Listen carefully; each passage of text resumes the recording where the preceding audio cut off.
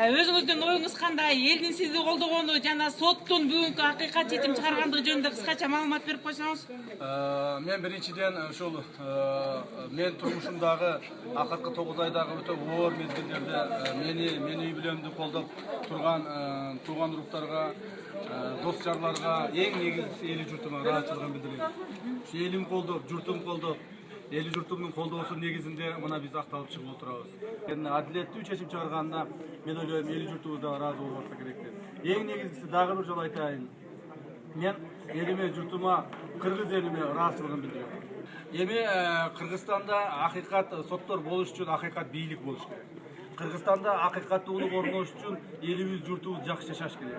Элибиз, мамлекетибиз жакшы жашаш үчүн биздин башкаруучуларыбыз, мамлекетти башкарам деген адамдарыбыздын бардыгы эл алдында өздөрү акыйкат болуш керек деп ойлойм. Сизди бүгүн колдоп кеткен элиңизге мындан ары кандай кызмат кыласыз? Мен ушуга чейин деле эли журтума кызматымды аябай кылып келип жүргөнмүн жана мындан ары дагы бүгүн мени колдобогону карабай туруп, мен элиме, журтума өмүр бою кызмат кылганга милдеттүүмүн деп сезем.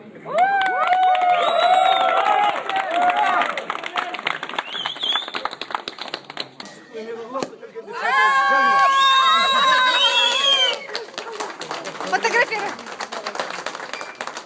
Желающие, Желающие,